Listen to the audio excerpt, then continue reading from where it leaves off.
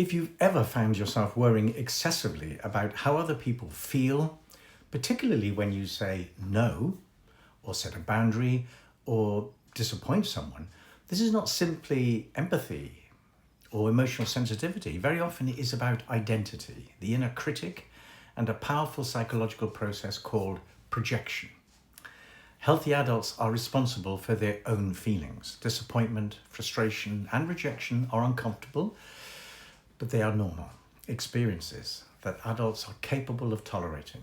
Difficulties arise when we feel compelled to soften, manage, or rescue other people from these emotions, because when that happens, we are no longer relating from an adult place.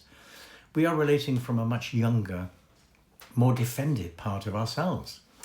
This is where identity comes in. Many people build their identity around being nice, being kind, empathetic, or the one who doesn't hurt others. On the surface, this looks like his strength. Underneath, however, this identity is often shaped by early emotional experiences where being attuned to others was necessary for safety, acceptance, or even love.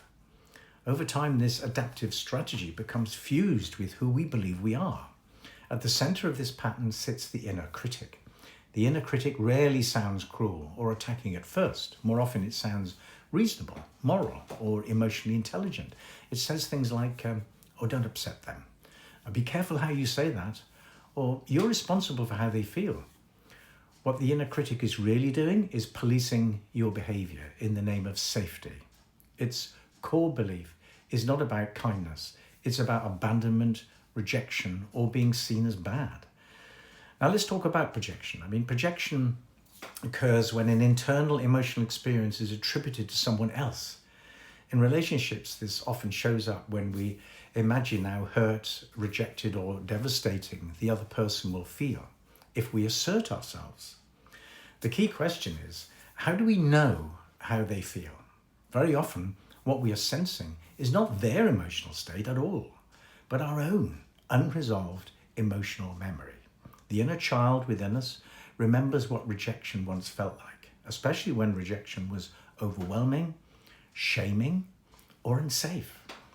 When a present-day situation activates that memory, the feeling arises quickly in the body. Instead of recognizing this as our own activation, the inner critic projects it outwards and tells us that the other person will not cope, that we are being cruel, or that we must protect them. This is not true empathy. It is what we call empathic over-identification.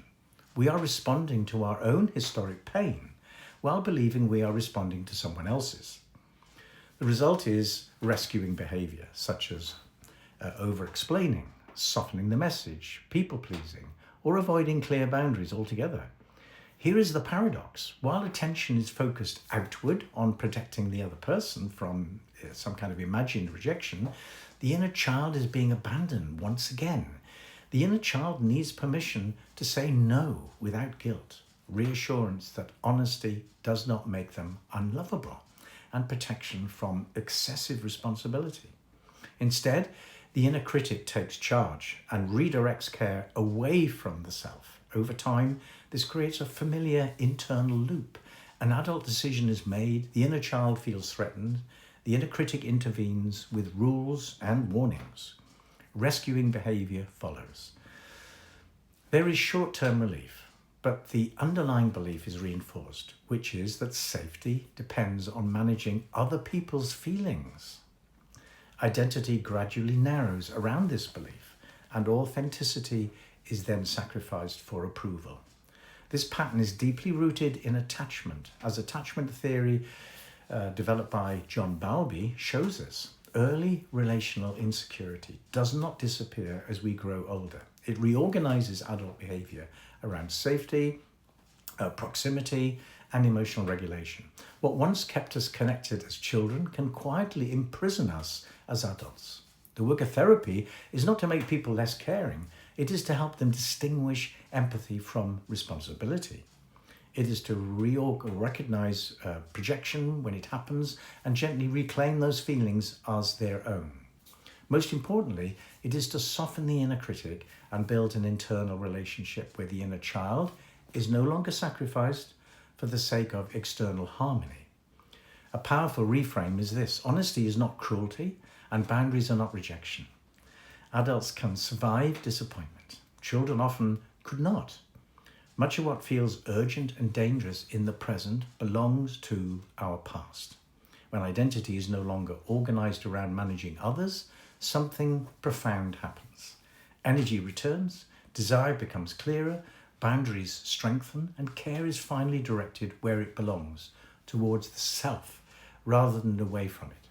If you recognise yourself in this pattern, it's not a flaw or a failure, it is a survival strategy that once made sense. And with the right therapeutic support, it is a strategy that can be gently retired. If you'd like help with this, visit my website, book a free discovery call. Let's see what's possible.